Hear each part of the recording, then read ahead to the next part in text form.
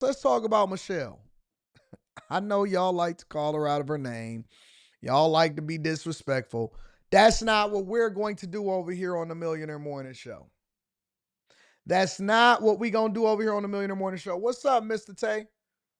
That's not what we doing over here on the Millionaire Morning Show. We're not going to be disrespectful to Michelle. We're going to be respectful. We're going to call Michelle the name that Michelle has, and we're going to have the conversation. But Michelle, Obama's wife,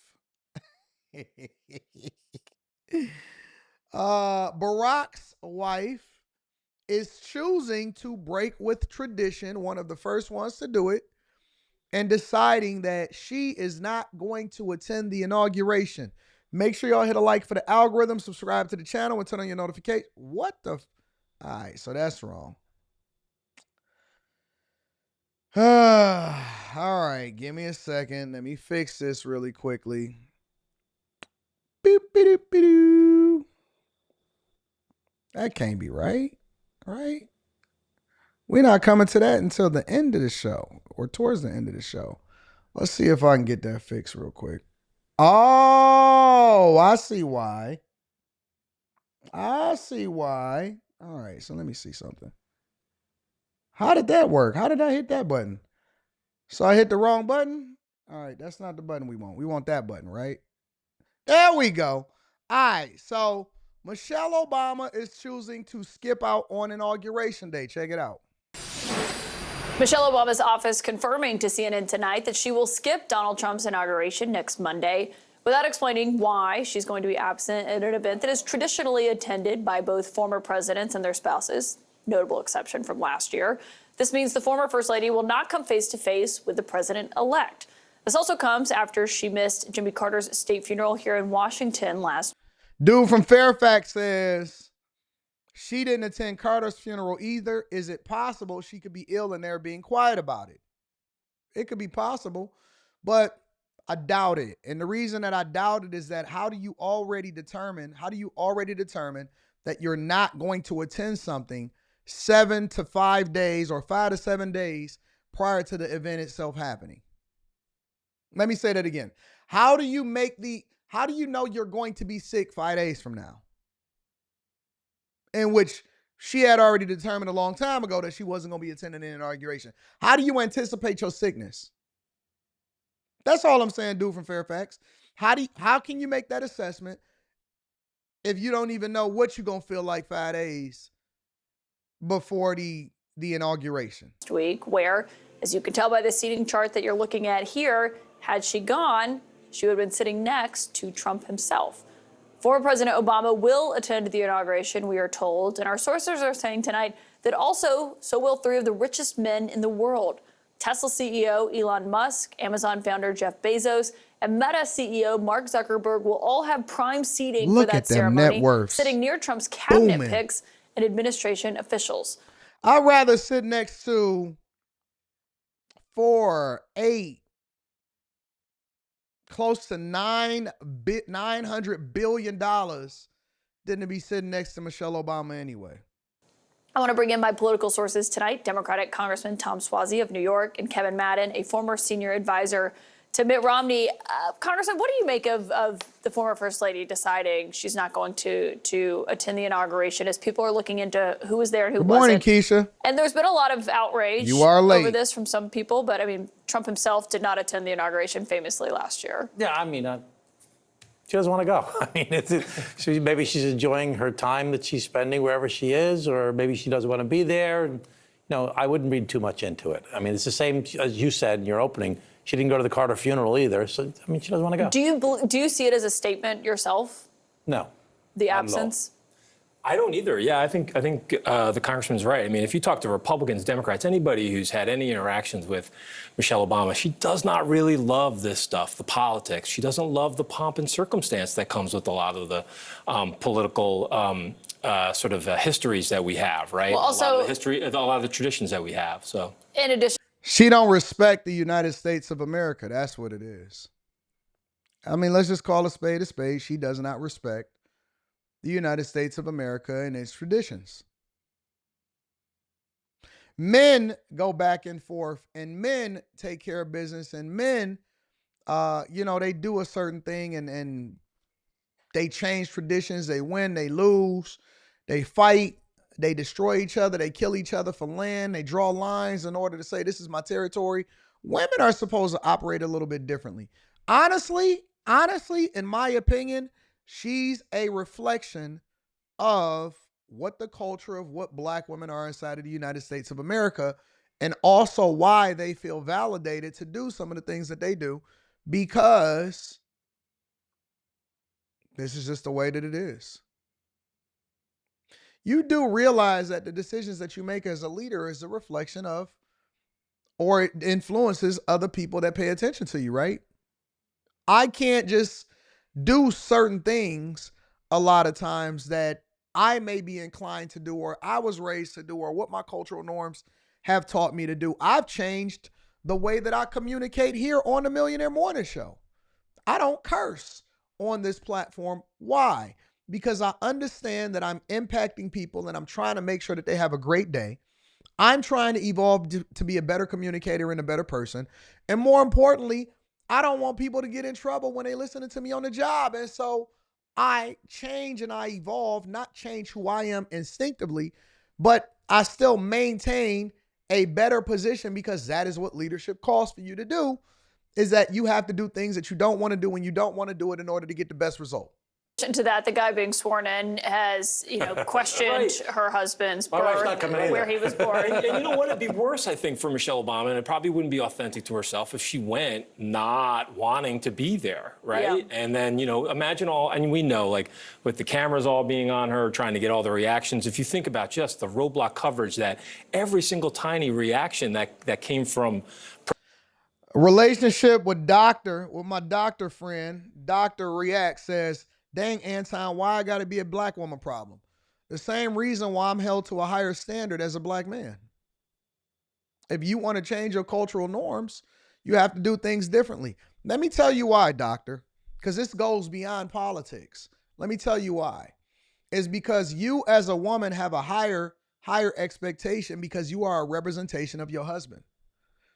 What she is not considering is how it makes her husband look. Because it's not just about her. She's an extension of the person that she signed up to marry. That's why it's a problem. And if I just sit here and act like it's not something that happens on a regular basis, I would be being dishonest. I would be dishonest. The reason why you guys get a bad rap is because of what you accept and what you've standardized as a cultural norm in the United States of America. This is why. It's because your responsibility is greater than how you feel. It don't matter about whether, we don't care about Michelle Obama. Nobody is going to miss her. Nobody is going to say, man, this inauguration is not lit because Michelle Obama is there. Nobody cares. The show goes on. But what does it say? What message are you sending to the people that watch you? How do you represent the person that is actually supposed to be the center of attention as an extension of the president, and what their wives are supposed to be like during the inauguration? You make Barack look bad. Let's say, for example, we say, well, Trump skipped an inauguration. Bad man Trump. Okay, cool. We disagree with that. Then you hold him accountable, or you have that conversation separately. But does that absolve you from doing what you're supposed to do, or are you just using that as an excuse to be an angry woman and to not represent what your husband is supposed to be like? And are you tarnishing his legacy for your own selfish reasons?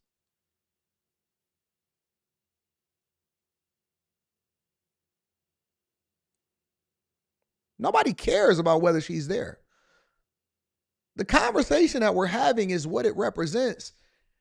And then does it look bad on the person that she's married to?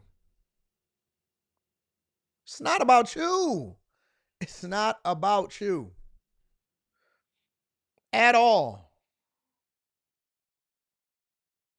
At all. I'll give you an example. You want me to be real? You want me to be real? I keep it 100% real with you. Real talk. I remember a time maybe 8 years ago, right? No, I would say maybe 9 to 10 years ago. Maybe 9 to 10 years ago. And I had a really big event that I had to attend because I was making a play to ultimately move in a different direction in corporate America. And so at the time, we had been having a knockdown, drag down argument, me and Rita, right? Knockdown, drag down argument, me and Rita. It didn't matter what was happening behind the scenes. When we went to that event and I had to present myself a certain way and introduce her to my boss and the people that I was doing business with and so on and so forth, you know what she was doing? In mode, doing what she had to do, taking care of business with a smile on her face, 100% presenting it. And then when she had to, be a representation of me or whatever, so on and so forth, she spoke nothing but glowingly. It didn't matter what was happening between us two at the time, or as far as us having a disagreement. She was like, nah, he is the greatest man on the face of this earth. You know why? Because she understood the assignment. She understood that what she was doing was a small piece of a bigger puzzle that we was putting together that ultimately was going to lead to her benefit and her greatness. She understands the assignment and she plays her role to a T. Why y'all can't play y'all role? Why you can't play your role? Why you always got to be the center of attention? Why you always got to be the one that step out and say, you know what? I am her, hear me roar. Why you can't shut up and play your position? Why you always got to be the one? Why you can't just do what you're supposed to do when you're supposed to do it and play your position? Gotta get some accolades. We don't hear of no other first lady in history that even remotely try to say that they responsible in any way for their husband's success. The Bushes, the Clintons, Melania, Jimmy Carter's wife, none of it. You don't hear none of them. You don't hear no other demographic of people that would even say that they're responsible. The wife is responsible for the husband's, even if it's true that the wife is responsible for the husband's success. But you know what we hear in the culture on a regular basis? Well, if it wasn't for her, if it wasn't for Michelle, she had a good job before he came into the office. You don't even hear other presidents talking about how they met their wife. But she the only one that'll go on Oprah and Ellen and a podcast and talk about whether or not they having problems inside of the household. Play your role and play your position. Play your role and play your position. We don't want to hear from you. You better not. Let me stop. Do you want to have a real conversation on the Millionaire Morning Show, or you want to play games and act like it's okay? It's not okay. It's not okay. It's not okay. Always sassy, always doing something, always bringing unnecessary attention, always want to be the center of attention even when you're not talking, always got something to say, always making your husband look bad in a way. Now you got the women saying what you're responsible for, and if it wasn't for you, you don't hear that from no other president. You don't hear nothing. You just hear, hey, they was in love, and oh my God, he grieved her so much that he passed away less than a year after she passed away. It's just a love story. Legacy intact. But we got to have a conversation. Michelle, with her bad attitude and her twisted braids, she ain't going. You don't hear none of that from nobody. No other wives is ever embarrassing a husband or even having this conversation, but we got to have it about Michelle. Michelle. Even Clinton wife with her big head. Nobody says that she responsible. She just wear her pantsuit, looking crazy.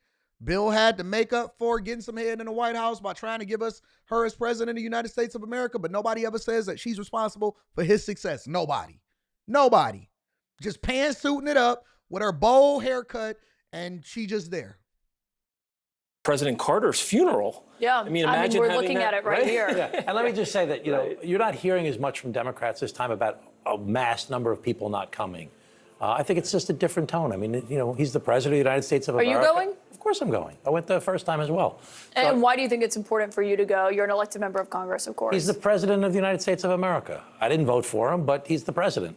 So I'm going to the United States president's inauguration. Yeah, I think the whole idea of like norms being eroded has kind of had its turn in Washington. But I do wonder, what do you make of what happened with Vice President Harris? She has not invited Vice President-elect J.D. Vance to come over to the Naval Observatory to have any kind of pre-inauguration meeting, we are told. That typically is standard, or at least a conversation between the two of them. Yeah, I don't know what the reporting has been on why that is, but it's a missed opportunity. I think the inaugurations have always been this celebration. I mean, I remember the famous words of Bill Clinton at his first inauguration that we hold these celebrations in the depth of winter, but they really are a thawing of the political sort of partisanship that we usually have in our country. Or at least there is an opportunity to do that. So I think having had Vice President Harris had J.D. Vance there would have been a nice gesture and something to build on. The people who will be there. Let's hear the woman. Let's get the women's perspective about this whole thing on CNN,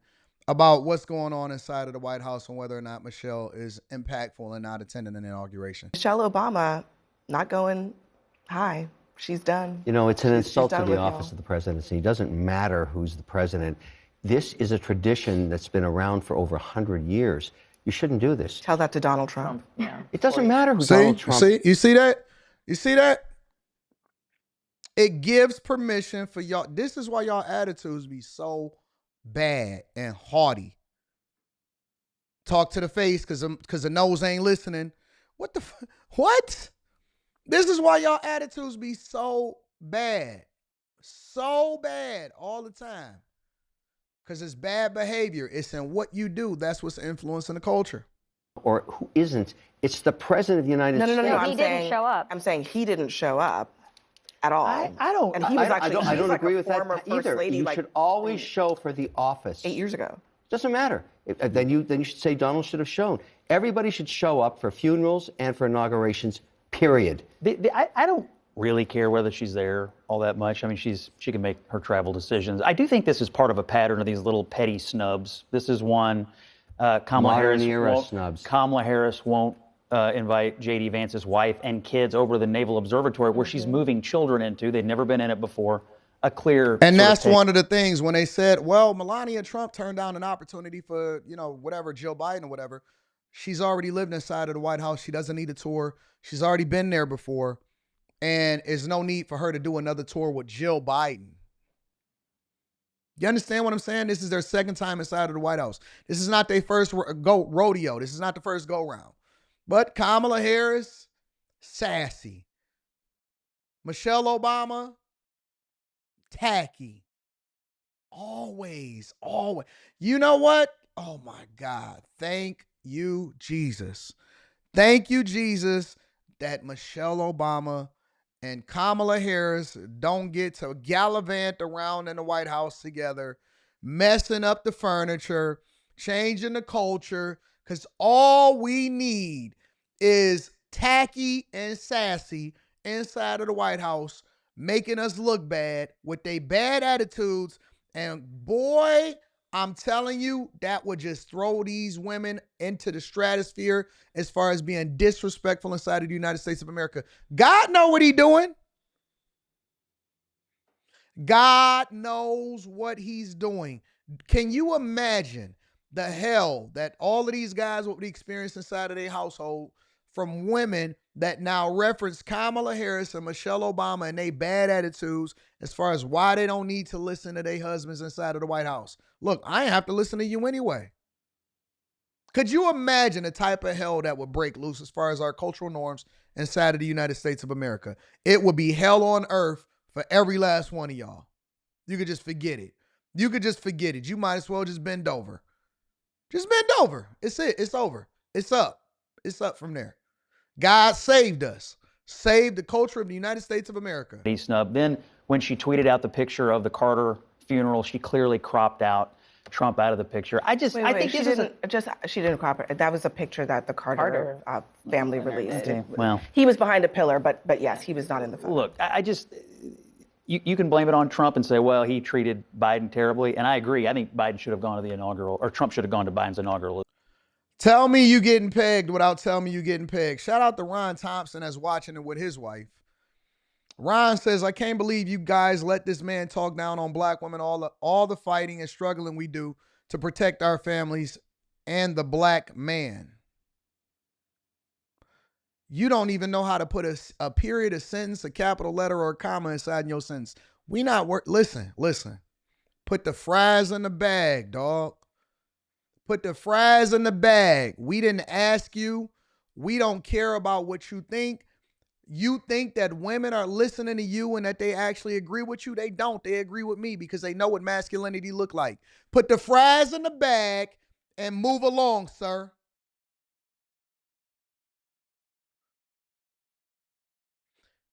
We don't want to hear it. Get my package to the door, put the fries in the bag, and step away from my Ring camera. But you think that I'm going to change my narrative and my rhetoric just because I got on a suit and a custom shirt? You think that the AD shirt changed me? I'm the same. You think that they agree with you? They agree with me. They don't like you. What you think that you're going to get some brownie points just because you in here simping? That don't work. That don't work. Masculinity is in. That sassiness that you got, Ronald McDonald, that don't work here. Put the fries in the bag, dog. Let's continue.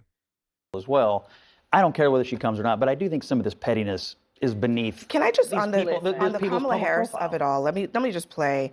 Not to explain it. She can do what she wants. She's the vice president. But here's what J.D. Vance has said about her. It's that Kamala Harris is so asleep at the wheel that she won't even do an investigation into what happened, and she wants to yell at Donald Trump because he showed up. She can go to hell. But while we're not garbage for thinking that Kamala Harris has done a bad job, I think in a couple days the voters in New Hampshire are going to take out the trash in Washington, D.C., and that person's name is Kamala Harris. Okay. Shout out to the chat Michelle doing what the Obama chat represents do. me. And I'm Hold on. Before we get to the sassy women that's on the screen, shout out to the chat for doing what the chat do. Let me get a chat a round of applause here. Let me get a round of applause for the chat. He thought that the women was gonna be like, yeah, Ronald, yeah. Dog, we different over here.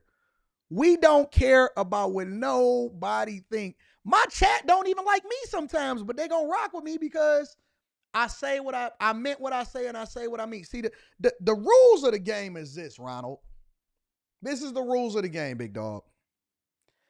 You gotta stand on. You know why we like Eric in the chat, Eric D? You know why Eric D be getting the wrench? Is because even though Eric D is our room 9 cousin that stand on liberal policies, Eric stand on business and he not simping for nobody. We mean what we say. Sometimes my chat be like, Anton, you crazy. We don't agree with you. And I say, yeah, okay, well then I guess we just crazy together then. We crazy cousins together. We stand on business over here. We don't switch up. We don't change. We don't care what happens. You not going to simp out and think that you're going to get no sympathy from the women in the chat. They don't like you. They like me. They like me. glad that she's not. Like, if she doesn't want to go, don't go. I hear it, but I just feel like she has gone high. She's gone very high for a very long time. And I have said on the show before, when they go low, we need to match energy. We are in a different era of politics. See what I'm saying? Also, Donald Don't Trump have doesn't y'all want Michelle crashing Obama at out. his inauguration, so he doesn't care. Like, let that be his day. He won. Go govern. Michelle Obama, go live your best life. Represent the 92 of us who showed up for Kamala Harris. And if Kamala Harris has been more than graceful with presiding over the certification of the election, with showing up, I mean, you laugh, but Graceful. like, you laugh, but Yes. like, the last time that happened, remember the whole Capitol was on fire. crap was sorry. smeared on the wall. I'm just saying, She has it's not no laugh. functional It's role not, in it. It's like your laugh is ministerial. Your laugh is diminishing sometimes your points, because if you just remember 4 years ago, we just didn't even have any of those things. We didn't have the sitting president come to the inauguration, let alone a first lady from 8 years ago. So Michelle Obama, go live your best life. Yeah, Michelle, go ahead and live your best life. Go on out there and embarrass the rest of the women, and y'all gonna keep on celebrating her. Michelle, I'm not even gonna disrespect you. You know why? Because when they go low, we go high. When Michelle go low, we go high. The chat is the ones that's gonna call you Big Mike. I'm not gonna call you Big Mike, because I'm gonna call you what your name is that they say is on your birth certificate. I'm gonna call you what you said that your mama named you. You said that she named you Michelle. Barack said they named you Michelle. I'm not gonna call you Big Mike. The chat, I can't control the chat. The chat is out of control. But what I am gonna say is, I think it's disrespectful. I think that you need to bring yourself back to the congregation, get out of your feelings, stop making your husband look bad, and we can see who run the pants inside of that relationship. And we can see who run the pants inside of that relationship. Make sure y'all hit a like for the algorithm, subscribe to the channel, and turn on your notifications, ladies and gentlemen. Shout out to Michelle for embarrassing her husband, Barack. And shout out to Eric D. Eric D, you caught a little bit of shrapnel on that one, but I needed to use an example. I'm sorry. Yeah, I'm sorry.